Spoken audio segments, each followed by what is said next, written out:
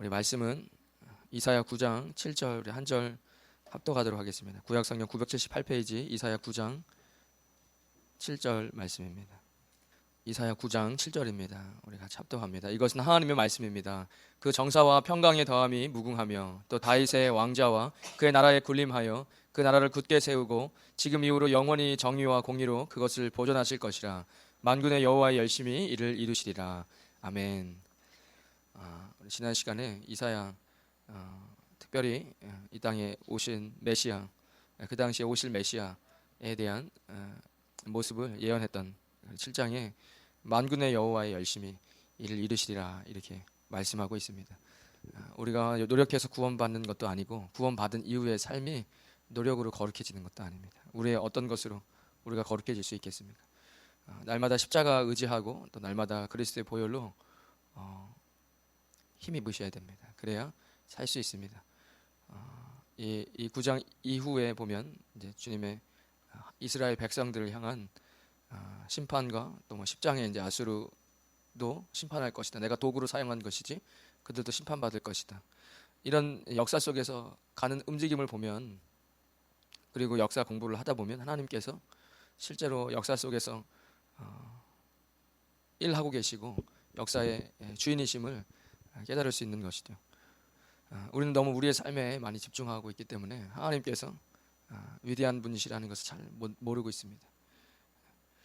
어쨌든 방금 읽었던 7장에 만군의 여호와의 열심히 이를 이룰 것이다 이렇게 이야기하고 있습니다. 여러분의 삶을 주님의 열심에 맡기셔야 됩니다. 우리가 스스로 신앙생활 하려고 하면 어렵습니다. 이 구원받은 사람들이 반드시 뛰어넘어야 할 벽이 있다면 잃어버린 그 돌아온 탕자를 든 아버지의 장자, 그 모습을 반드시 극복하셔야 됩니다. 그 아버지를 위해서 열심히 일을 하지만 열심을 낼 때마다 그에게 분노가 차오르는, 그것을 우리는 극복하셔야 됩니다. 여기 새벽에 오신 분들은 반드시 그 부분을 극복하셔야 됩니다. 대부분이 교회를 사랑하시고 중직자이시고 또 기도하러 나오시고 그렇기 때문에 사탄은 아버지를 떠나게 한 탕자에게 속삭였을 거 아닙니까? 그거보다는 어쩌면 아버지를 떠나지 않고 일하고 있는 그 장자에게 속삭였던 그 속삭임을 우리는 조심해야 되겠죠. 그 첫째 아들이 잃어버린 아들이 돌아올 때 분노했습니다.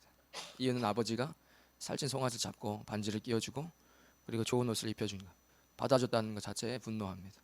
난 아버지를 위해서 맨날 땀 흘려서 일하는데 저 아버지의 유산을 돌아가시기 전에 가져가서 그리고 화황방탕하게 써버리고 거짓골이 돼서 돌아온 그를 받아준 아버지를 향한 분노.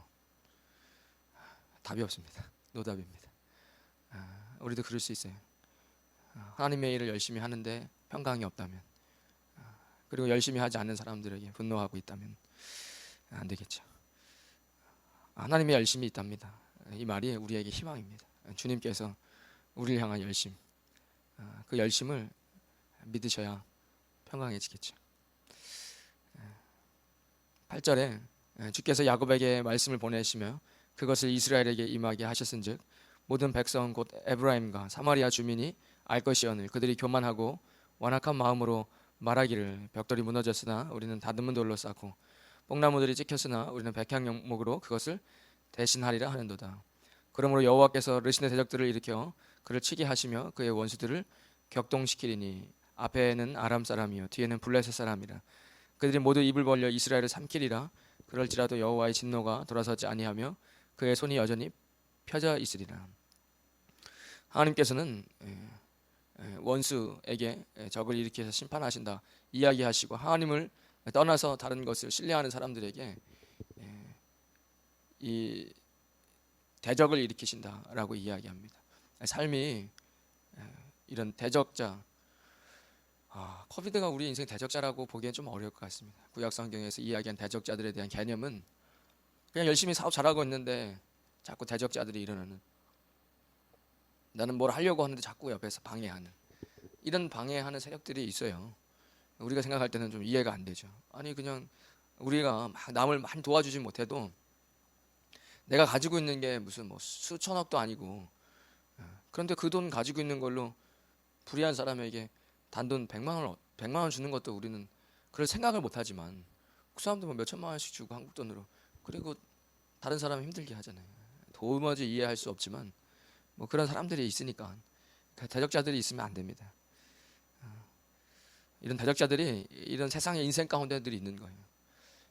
저는 이런 것들 이렇게 보면서 주님께서 그런 거 하나하나도 다 보고 계시고, 이런 것 악의 무리들이 삼키려고 할 때에도 주님께서 이게 우상 숭배하기 때문에 보호해 주지 못하는, 그들이 하나님의 보호하시면서 나가 있는 이런 것들까지 어떻게 다 한 사람 한 사람의 인생 가운데 주님은 그것을 보고 계실까?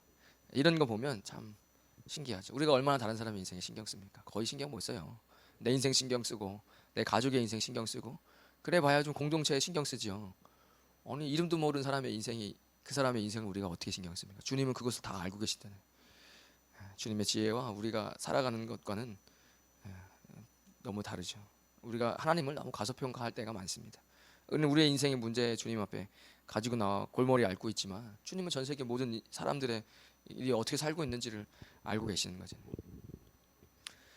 이런 대적자들 하나님께서 일으키시고, 또 그들의 심판의 도구를 썼던 그 도구들도 또 일으키셔서 그들을 또 패하게 하시는 그런 하나님을 우리는 알아야 할 겁니다. 13절에 보면 그리하여도 그 백성들이 자기들을 치시는 이에게로 돌아오지 아니하며, 보통은 부모님들이 혼을 내죠. 아이들이 잘못하고 자식들이 잘못하면 혼을 냅니다. 그러면 제대로 된 아이라면 그 부모님께 잘못했다고, 우리 이제 어렸을 때는 빨리 아버지한테 잘못했다고 빌라고 이야기하잖아요. 그 어린아이들이 이렇게 아버지한테 잘못했다고 이렇게 빌었던 것 같아요. 지금 그런 모습 볼 수 없죠. 왜냐면 세상이 아이들을 우상으로 만드는 작업이 아주 오래됐어요. 그래서 본인이 우상으로 섬기는 것을 어떻게 하대합니까? 누가 만몬을 하대합니까? 만몬 하대하지 않아요. 자신 섬기는 우상을 하대하기는 어렵습니다. 이 자녀가 우상이 된 것이 오래됐기 때문에 자녀 하대하지 않죠. 그런 모습 보기 어렵습니다. 물론 그게 좋은 모습이라고 저도 생각되진 않아요. 아버지들이 너무 무섭게만 헐절되면 어렸을 때 아이들이 이렇게 엄마가 가르치잖아요. 아버지 잘못했다고 빌어. 그러면 아버지 잘못했어요. 저도 어렸을 때 그랬던 것 같아요. 잘못했어요 아버지. 지금 생각해 보면 좀 그렇긴 한데, 지금 그럴 일이 없어요. 우상이 되었기 때문에 잘못했다고 돌아오지 않아요. 이 참 아주 어려운 시대를 살고 있습니다. 잘못했다고 이야기하면 교회를 떠나죠. 이런 시대에 우리가 살고 있으니 얼마나 목회자도 힘들고 성도님들도 힘든 시대에 살고 있습니다. 지금 그냥 정신 똑바로 차리고 살아야 될 텐데 세상이 그렇게 녹록하지 않죠. 가끔씩 아이들에게 감사를 모르냐, 배고픔도 없는 시대에 살아봐서 배고픔을 부모님들이 좀 가르쳐야 돼. 그러지 않으면 어렵죠. 그 배고픔을 모르기 때문에 아이들이 너무 좀 그럴 경우가 많이 있습니다. 돌아오지 않아요. 이야기해도 그 백성을 회초리라고 우리는 이렇게 하는 게 제일 맞을 것 같아요. 우리 정서에 누굴 친다 이러면 뭐 사람을 꼭 치는 것 같으니까. 그리하여도 그 백성이 자기들을, 그러니까 그 백성에게 회초리 드는 아버지에게 돌아오지 않는다, 이렇게 이야기하는 겁니다. 여러분 한번 생각해 보십시오. 여러분이 아이를 어떻게 기르셨습니까? 어떻게 땀 흘리시면서 어떻게 키웠습니까? 어떻게 먹이고 어떻게 입혀서 키웠는데 완전히 잘못하고 있는 거예요. 그래서 회초리를 댔어요. 회초리를 댈 만한 일이라면 여러분 언제 회초리 되십니까? 진짜 이건 아니다 싶을 때 회초리를 내시지, 누가 부모가 아이가 실수한 걸 가지고 뺨을 올려붙입니까? 여기 그런 부모님들 없어요. 아이가 잠깐 실수해 물 한 잔 엎혔다고 밥상에서 뺨을 때리는 부모가 어디 있습니까? 그런 부모 없어요. 여러분들 언제 회초리 되십니까? 얘가 이건 도저히 이러면 사회생활 이건 밖에 나가고 페류나 소리 듣겠다 싶을 때 회초리 되시죠. 용납이 안 되는 일들이 있어요. 이거는 잘못된 거다. 그래 회초리를 때렸는데, 그럼 한번 때려봐. 때리려면 때려보세요. 내가 뭐 까짓 거 뭐 아버지 어머니 없으면 뭐 못 살 것 같아요라고 딱 그 무표정하게 이를 꽉 깨물고 있을 때, 여러분 그 모습에 어떤 기분이 드십니까? 자녀가 그렇게 딱 뭐 회초리 딱 다리 걷어해서 회초리 때렸는데 그래서 이렇게 해갖고 다리 하나 부러지겠어요? 이런 얼굴 표정 짓고서 이 꽉 깨물고 있으면 여러분 기분이 어떠시겠습니까? 부모로서. 지금 하나님이 그 얘기 하시는 거잖아요. 이거 백성들을 자기들을 치시는 이에게 돌아오지 아니하며 만군의 여호와를 찾지 아니하도다. 이게 저는 참 얼마나 악한 것인지를, 우리의 삶에는 그렇게 자식이 한번 반항하면 이게 어디서 이게 어디서 얼굴 표정이 이럴 텐데 화가 나가지고, 이게 회초리로 맞으니까 그렇구나, 저기 몽둥이 갖고 와라. 저희 아버지 예전에 몽둥이 갖고 와 그잖아요. 회초리 했는데 꼼짝 안 하면 몽둥이로도 꼼짝 안 하면 야구방망이 갖고 엎드려 야구방망이로 혼나 그랬어요. 이제 점점 저희가 막 반항하고 이러면은, 그러니까 얼마나 황소고집에 얼마나 이게 안 좋은 모습입니까? 우리의 삶의 자녀가 그럴 때는 정말 가슴 아프고 너무 속상한데, 우리가 하나님 앞에는 그런 생각 안 해보는 것 같아요. 사람 좀 생각을 좀 할 필요가 있잖아요. 누가 아무튼 스티브 잡스든 세계 10대 CEO들은 스마트폰이랑 뉴스, 인터넷 다 없는 곳에 가서 생각하는 시간들을 갖는답니다. 그래야 거기서 회사를 이끌어갈 좋은 아이템과 이런 좋은 생각들이 나온다고. 근데 그럴 수밖에 없는 게 사람이 생각을 해야죠. 사람은 생각하는 어떤 동물이라고도 이야기하는데, 철학자가 많이 생각 안 해요. 실제로 그냥 매일매일 그 쳇바퀴 돌듯이 돈을 벌어야 하고 이런 것들이지만, 한 번쯤은 생각해 보셔야 됩니다. 하나님과 나 사이에 나는 문제가 없는지. 그러므로 여호와께서 하루 사이에 이스라엘 중에서 머리와 꼬리와 종려나무 가지와 갈대를 끊으시리니, 이 가지고 있는 것들이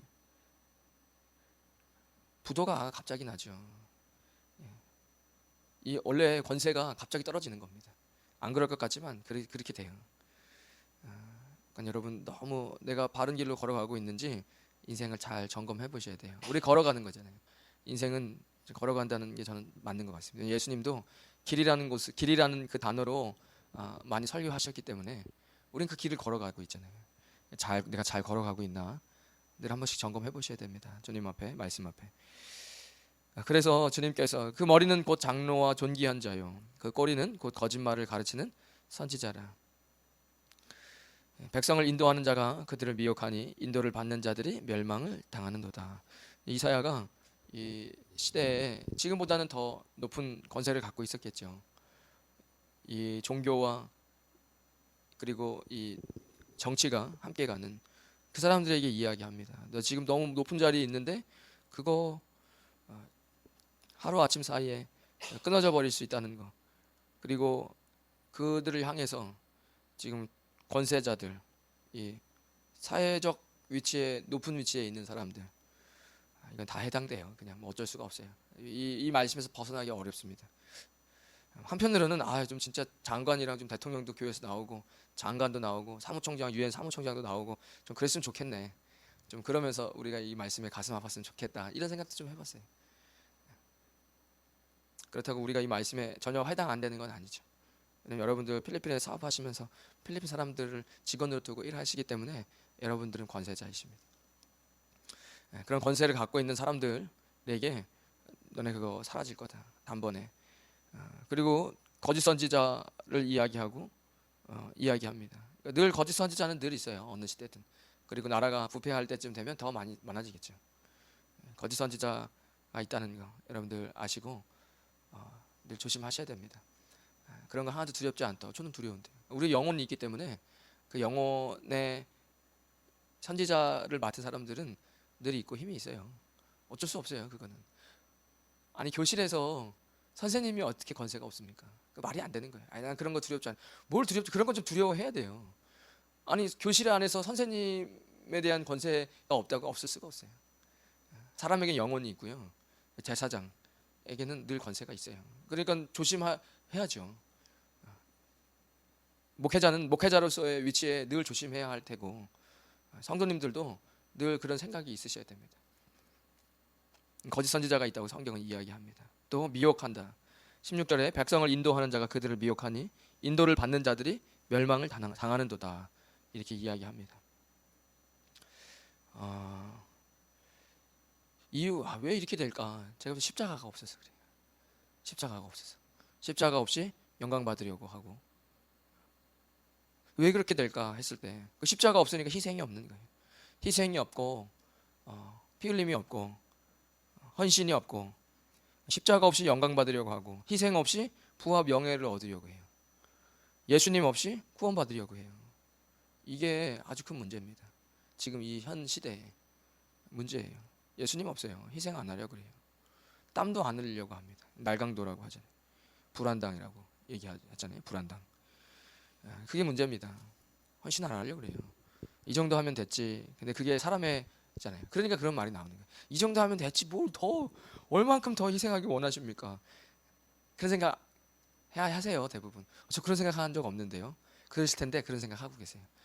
그걸 아니 생각은 안 하시죠. 근데 행동을 안 하시니까 행동이 곧 생각이에요. 이 정도 하면 됐죠. 뭘 그렇게까지 바라십니까? 제가 어느 만큼 바라는지 아십니까? 성경이 어느 만큼 바라냐면 예수님의 십자가만큼 바라는 거예요.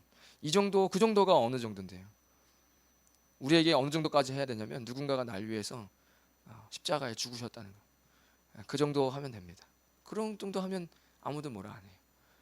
이 정도가 어느 정도인지 잘 모르겠지만 예수님은 여러분을 위해서 나를 위해서 죽으셨습니다. 이거는 이거 참 어려워요. 진짜 어려워요. 아무리 어려운 상황에서도 십자가면 왜 충분합니까? 억울하시죠? 예수님보다 억울하지 않아요. 좀 아프시죠? 예수님보다 아프진 않아요. 예수님 죽으셨어요. 그 예수님께서 딱 앞에서 십자가 예수님 앞에 딱 하면 그래도 어쩔 수가 없어요. 아무리 힘들어도 그걸 뭐라고 얘기합니까? 그 억울한데 예수님보다 억울하진 않죠. 아파도 예수님보다 아프지 않아요. 힘들어도 예수님보다 힘들지는 않습니다. 그런데 십자가 버려요. 그러니까 그때부터 더 이상 발전하지 않습니다. 신앙도 마찬가지예요. 현실을 바라보고 내 상황을 바라보면서 나르시시즘에 젖죠. 대부분 사람들이 그래요. 뭐 사실 제가 여자 얘기하지만 남자들도 다 마찬가지. 내 현실에서 이 정도 했으면 됐지. 나 너무 힘들다. 거기에 왜 나가 자꾸 들어가냐는 거예요. 예수님이 들어가죠. 예수님 얼마나 힘들었을까? 예수님은 이러다가 죽으셨는데 난 아직 죽지도 않았는데, 예수님 이러다가 피까지 쏟고 물까지 다 쏟아내셨는데 난 아직 피 한 방울도 안 흘렸는데, 이런 거잖아요. 이렇게 해서 그 상황을 예수 그리스도로 이겨내야 되는데 그렇지 않아요.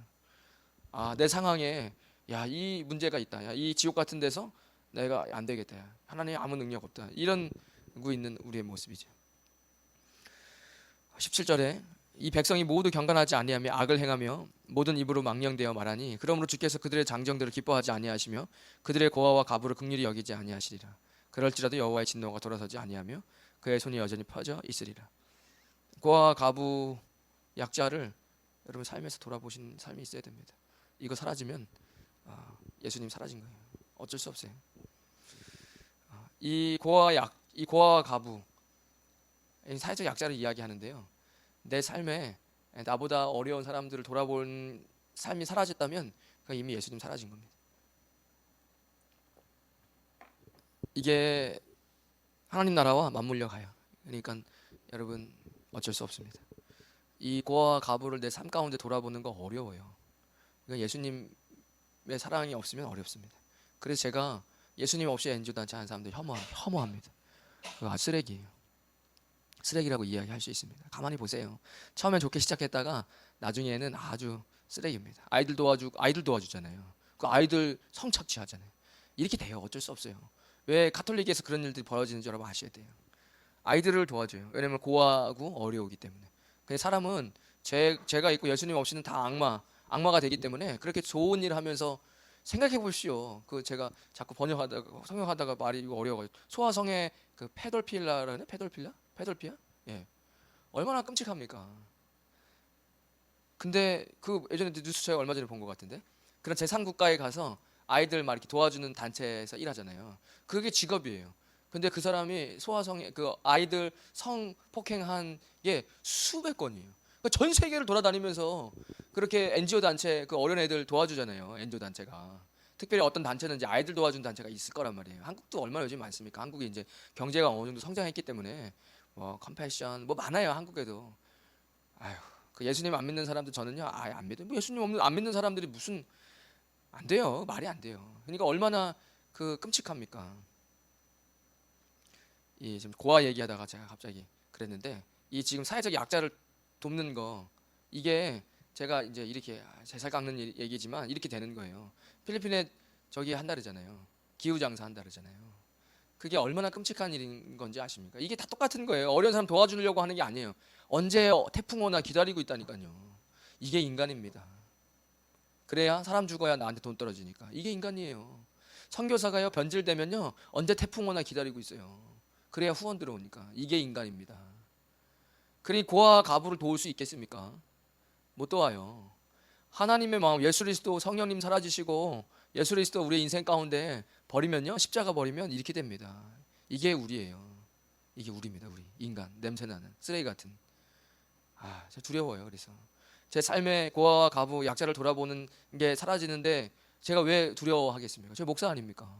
그 제가 성령님의 음성에 귀 안 기울이고 예수님 십자가 버리면요 제가 쓰레기 중에 상쓰레기 되는 겁니다.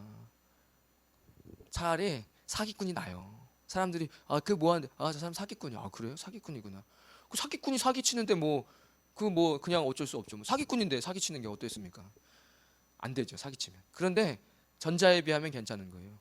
사기꾼이 사기치고 장사가 장사꾼이 사람 비싸게 물건 파는 게 당연한 거 아닙니까? 그렇잖아요. 그런데 아이들 도와주는 NGO 단체 사람들이 우리는 아이들 배고픈 아이들 이 고아만 도와주는 아주 훌륭한 단체 이런 단체 사람들이 그 아이들 성폭행하고 있다고 생각해 보십시오. 정부에 허가받고 하는 거잖아요. 그것도 제3국가는 자존심이 낮아가지고 그래서 도움 받는 것도 잘 어려워요. 어디 네팔이나 이런 데 보면 NGO 단체 하기 어려워요. 자존심이 있어가지고. 근데 그렇게 아이들 돕겠다고 해놓고 아이들 그 성폭행하고 있으면 그건 상쓰레기잖아요. 사기꾼이 사기치는 것보다는 100배는 더 못된 거잖아요. 그잖아요. 그러니까 우린 두려워해야 돼요. 기독교인이라는 것을 두려워해야 됩니다. 우리가 기독교인이라고 하면서 고아와 과부를 안 돕잖아요. 안 도울 수가 없어요. 왜냐하면 기독교는 그렇게 해야 되기 때문에. 근데 예수님 없고 십자가 없고 성령님 없는데 그렇게 하잖아요. 그거 아주 냄새나게 되는 거예요. 조심하셔야 됩니다. 얼마나 끔찍합니까? 언제 태풍 오나 기다리고 있다고 하면 선교사가 안 되는 거예요. 그거는 그러니까 지나가는 소리로 목사님이 얘기하시는데 왜 지나가는 소리 얘기하는지 저는 알아요. 그게 제 살갗 먹는 소리고 누워 침 뱉기라는 거. 너무 가슴 아픈 일이라서 얘기 안 하지만 여기 계신 분들이 제가 이런 얘기 해가지고 선교사님을 존경하지 않을 거라면 이 설교 들으시면 안 돼요. 사실은. 그래서 목사님 길게 얘기 안 하시는 겁니다. 그래서 목회자 존경 안 하게 되면 그것도 불행한 인생 되니까 그건 별개예요. 내가 성도로서 목회자를 존경 안 하는 거, 내가 아들인 자식인데 아버지 존경 안 하는 것과 어떤 아버지가 술 먹고 힘들어하는 거, 그건 다른 거라니까요. 이 개념을 여러분 잘 철학적으로도 생각을 한 10분이라도 해보시고 가지셔야 돼요. 자, 아버지가 좀 실수해서 막 술 드시고 해요. 그 아버지를 옳게 돌아오게 하는 건 자식이 아버지를 존경해 주는 거예요. 아내가 남편이 카지노 하러 갈 때도 도시락 싸주는 거예요. 그래야 남편이 다시 가정으로 돌아와요. 이런 개념. 내가 해야 될 건 내가 잘 해야죠. 그래야 잘 되죠.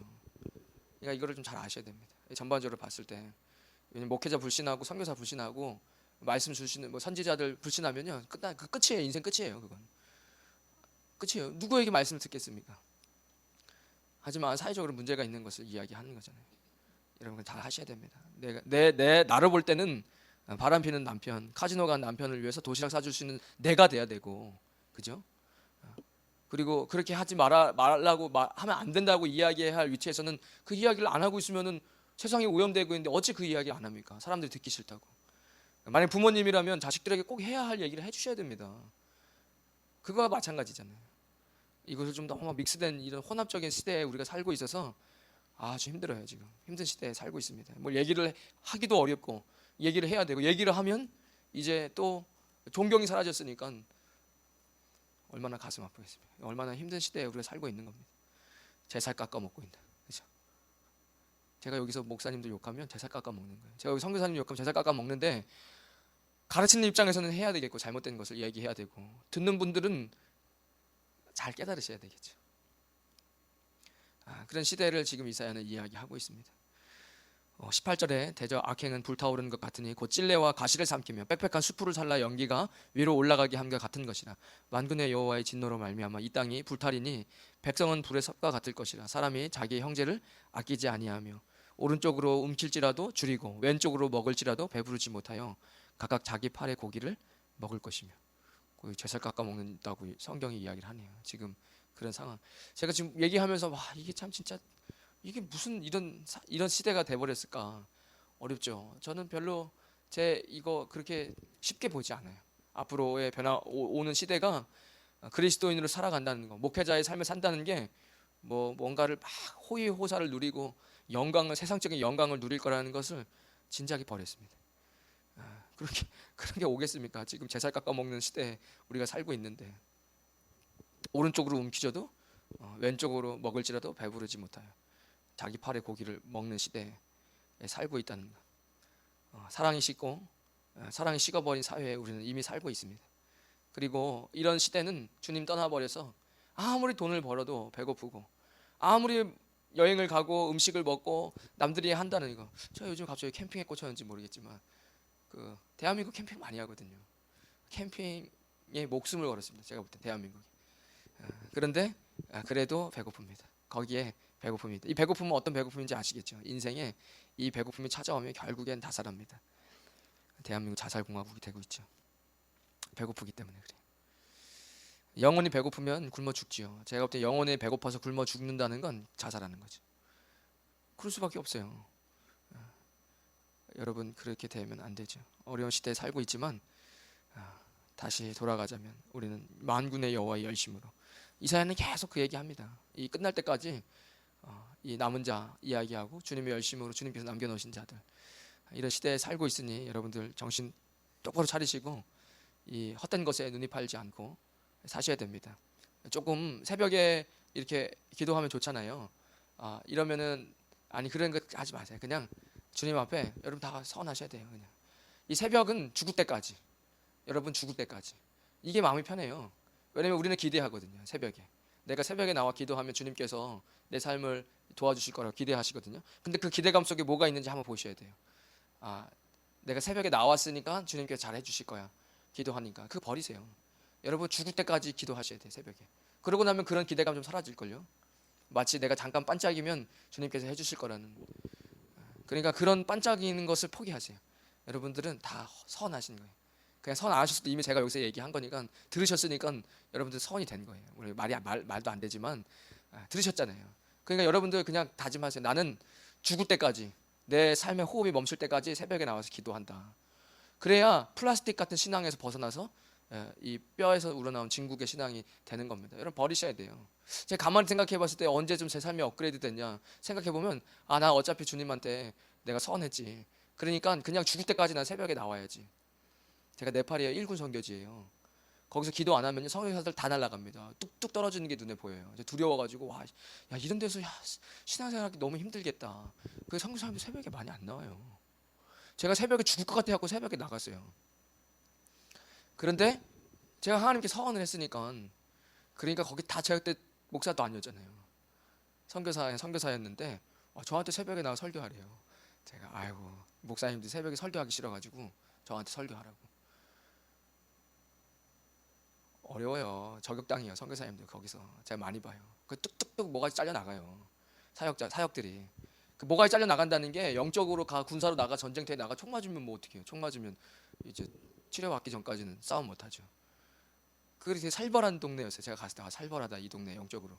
그런데 제가 여러분 다짐하셔야 돼요. 그냥 죽을 때까지 나는 새벽에 나온다. 하나님한테 이거 약속한 거다.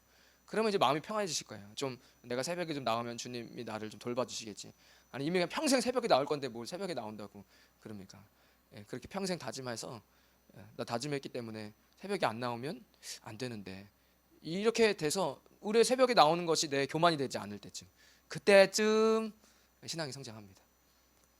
그런 분들이 계시죠. 새벽에 오시는 분들 중에. 그렇게 되셔야 돼요. 왔다 갔다 한다는 건 이미 그런 마음이 없는 거예요. 내가 그래도 다짐해 새벽에 한 달, 한 1년 나오면 주님께서 나를 다시 회복시킬 거라는 그 생각이 이미 낮은 생각이에요.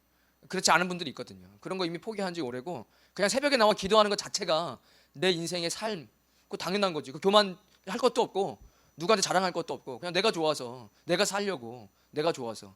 이쯤 돼야 신앙이 성장합니다. 여러분들의 기도의 제목들이 아마 응답되고 새로운 기도의 제목들이 생길 거예요. 전혀 다른 기도 제목이 전혀 달라지잖아요. 전 기대해요. 지금 제가 가지고 있는 기도 제목이 언제쯤 또 완전히 변할까. 그 신앙의 업그레이드가 있습니다. 완전히 기도의 제목이 바뀌고 완전히 신앙의 색깔이 변하는, 여러분 그렇게 되시기를, 그렇게 될 수 있습니다. 여기 계신 분들은 다 하나님께서 업그레이드 시켜주시려고 남겨놓으셨기 때문에, 여러분 새벽에 나오는 것 때문에 뭐 교만하고 그러시면 안 돼요. 그냥 일평생 주님 앞에 나오겠다고 이제 서원 딱 하시면, 분명히 제가 이렇게 얘기했기 때문에 여기 계신 분들 중에 기도하시다가 서원하실 거라고. 그럼 그때부터 하나님께서 딱 박수 딱 치시면서 됐다 이제 하면서 이제 그때부터 훈련시키실 거예요. 서원하면 인생이 힘들어져요. 왜냐면 그거 이제 하나님이 딱 계약, 딱 딜 딱 됐기 때문에 그때부터 딱 여러분들 이제 또 빚어가세요. 근데 힘들죠. 힘들지만 그 서원은 조심하셔야 돼요. 제가 그래서 여러분들 서원하시라고 얘기한 건 아니고 제가 이렇게 얘기는 했으니까 여러분 마음에 이제 감동이 오신 분들은 그렇게 되시겠죠. 어쨌든 여러분 사랑도 식었고 제살 깎아 먹는 이 시대 가운데 우리가 살고 있지만 여러분 기도를 무장하시고 그리고 하나님 신뢰하셔서 업그레이드 되시는 저와 여러분 되시기를 주님의 이름으로 축원드리겠습니다. 하나님 감사합니다. 절망 가운데서 이사야는 계속해서 심판을 이야기하며 또 구원과 회복을 이야기합니다. 어쩌면 어둠 가운데 제살 깎아 먹는 시대 가운데 이사야의 소망과 구원의 메시지는 예수 그리스도의 메시지였습니다. 주님, 예수님이 우리의 구원자이시고 예수님이 우리의 소망입니다. 주님의 열심히 우리를 이끌어 가시는 줄 믿습니다. 주님 남겨놓으셨사오니 우리를 빚어주시고 더 아름다운 주님의 자녀가 되게 하여 주시옵소서. 이제는 우리 주 예수 그리스도의 크신 은혜와 하나님 아버지의 무한하신 사랑과 성령님의 감동감화 교통하심이 오늘 새벽에 나와 기도하는 믿음의 사람들 머리머리 위에, 그들의 가정과 자녀들 위에, 믿음의 기업 위에, 우리 임마누엘 교회와 이 땅 필리핀과 조국 대한민국 위에 지금부터 영원까지 함께 하시길 간절히 축원하옵나이다. 아멘.